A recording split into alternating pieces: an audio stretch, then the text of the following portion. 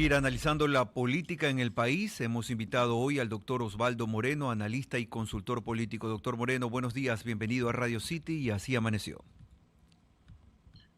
Buenos días, un gran saludo a todas las personas que nos miran y nos escuchan a la orden.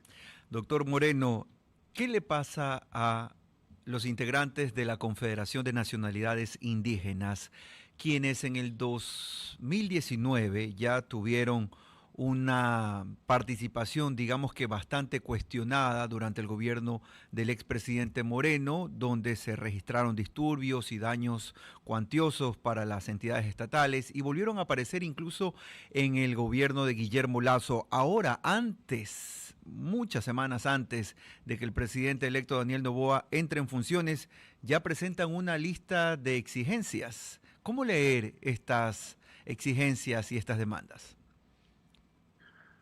Bueno, en el caso del 2019 yo creo que fueron una reacción, digamos, popular. Eh, Convengamos que fue una barbaridad de parte del gobierno Moreno, que fue el principio de esta catástrofe que estamos viendo hoy como país, de retirar de una manera brutal, que es lo que se llama mediaje shock, el subsidio del combustible. Yo creo que si eso se hubiera hecho de una forma más civilizada, digamos, escalonada, anualmente, no lo sé, tal vez hubiera tenido otra reacción. Me parece que octubre del 2019, y recordemos que después se probó que la Contraloría fue incendiada por los mismos funcionarios de la Contraloría. ¿Sí? No fue ni un partido político ni los movimientos sociales. Pero Y convengamos recordemos que también, doctor Moreno, porque vale hacer también memoria de eso, que claro. hubo una retención de periodistas por parte de Ah, sí, gente sí, por vinculada supuesto. al grupo. Entonces, de una u otra manera, también la imagen de la CONAIE en ese momento, si bien es cierto, fue Absolutamente. justificada, también fue muy cuestionada en algunos aspectos. Ah, totalmente, totalmente. Yo, en mi caso, yo he cuestionado el neoliberalismo y desde sus espacios hegemónicos, desde sus medios, desde sus espacios, y jamás en mi vida he tirado una piedra a nadie, pues, ¿no? Y la forma conceptual de cuestionar el neoliberalismo es la que más daño le hace. Pero coincido con usted, estos excesos tienen que ser tratados como lo que establece la ley, pero en todo caso también hay una corresponsabilidad con quien gobierna.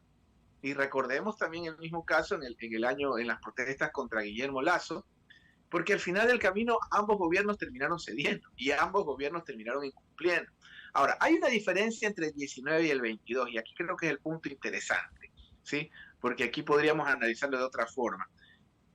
En los páramos, en las provincias del centro del país, ¿sí? En las provincias de mayor población indígena, no bueno gana, arrasa, ¿sí?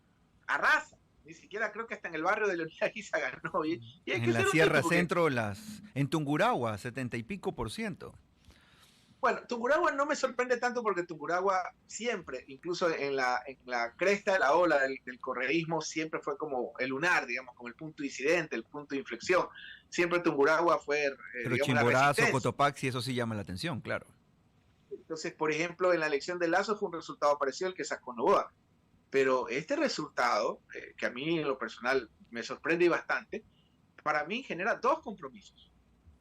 De esa, por un lado, de poder legitimarse, digamos, con su gente, porque está claro de que no hubo un respaldo, no sé si de ISA hacia contra, digamos, la derecha, si la podemos llamar así, y por otro lado, del presidente Noboa también electo debe ser conciencia que ese respaldo popular es el que lo lleva al sillón presidencial.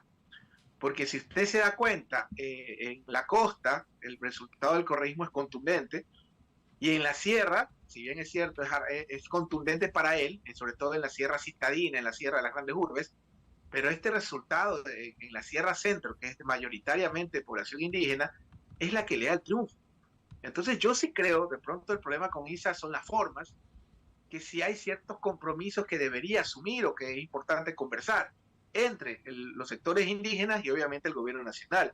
Y para eso son los operadores políticos. Pero por lo pronto, lo único que hemos visto, adicional a su mamá, a su esposa y a su tía, es la última, digamos, sorpresa que fue la presencia de Alberto Dají.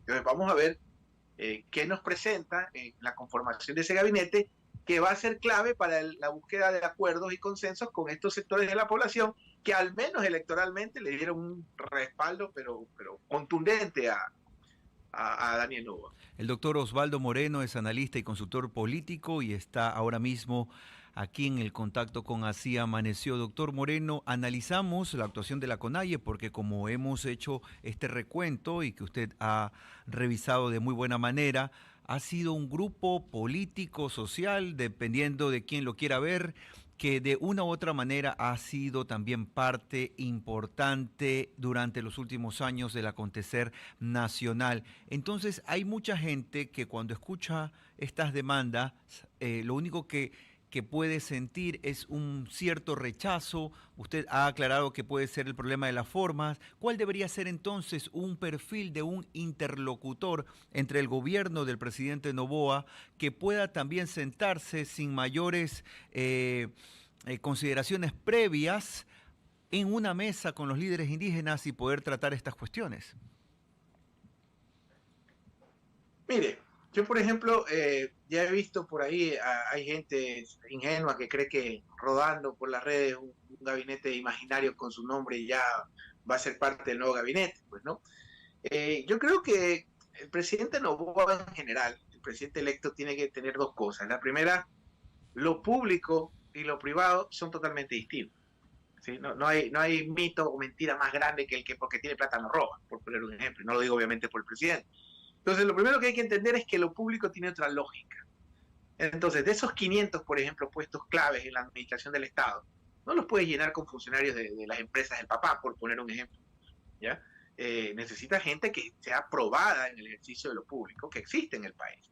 Porque precisamente creo que uno de los grandes problemas que el país vive es el colapso del Estado. En Ecuador, justamente, lo irónico es que el menos Estado nos ha llevado a esta situación. Hoy creo que estamos más Estados por lo que está viendo el país en materia de seguridad, en materia de servicios públicos, en materia migratoria, en materia económica, etcétera, etcétera, etcétera.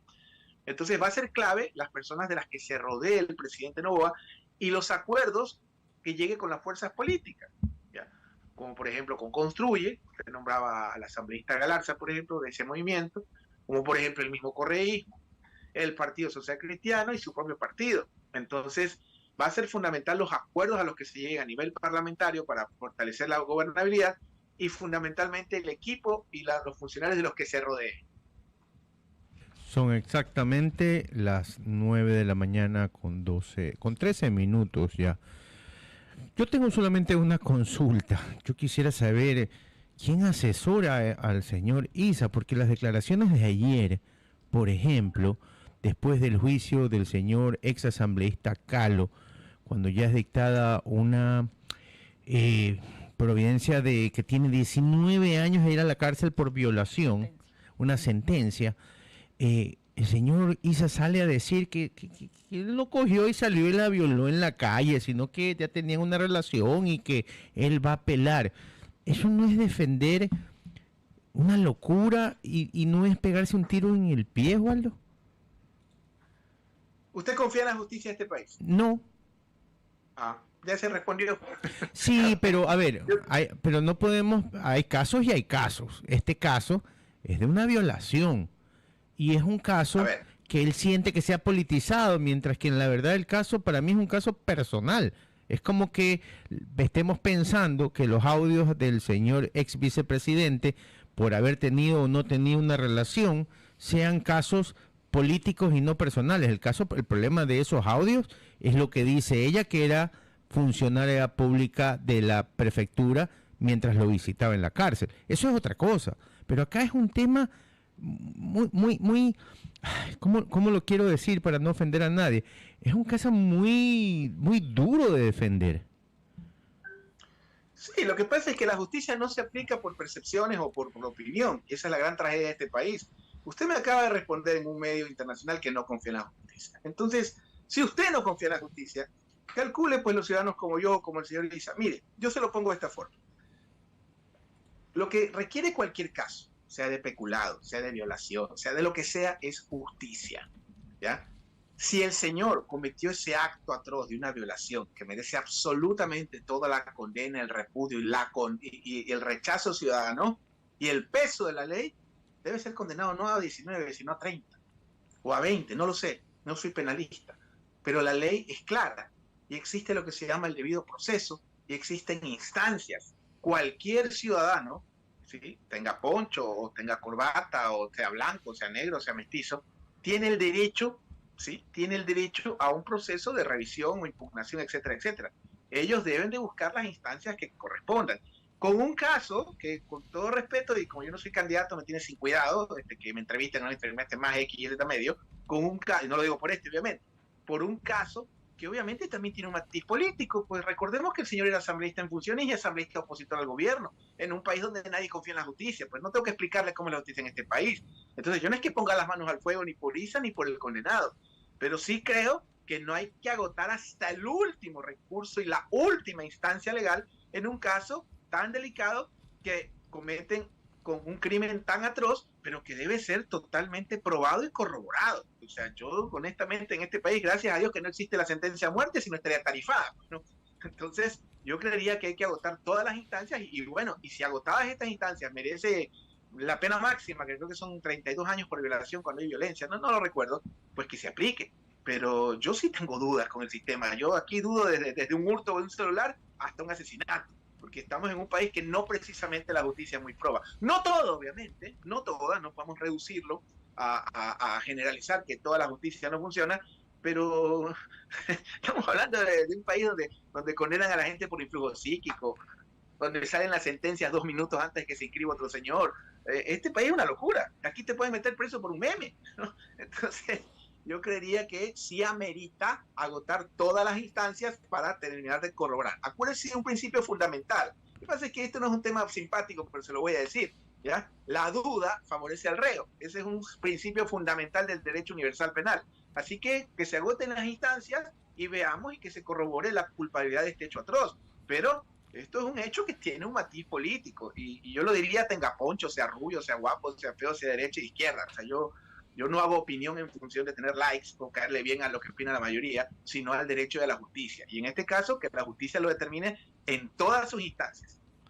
Queremos agradecer al doctor Osvaldo Moreno, analista, consultor político, revisando un caso en particular de la política ecuatoriana que tiene que ver con la actuación de las imágenes fuertes, los líderes de la Confederación de Nacionalidades Indígenas del Ecuador y algunos otros actores políticos en función de las demandas que han presentado al presidente electo Daniel Noboa. Sí, muchas gracias al doctor Moreno. Mientras seguimos aquí en Así Amaneció, son las 9 de la mañana y 18 minutos.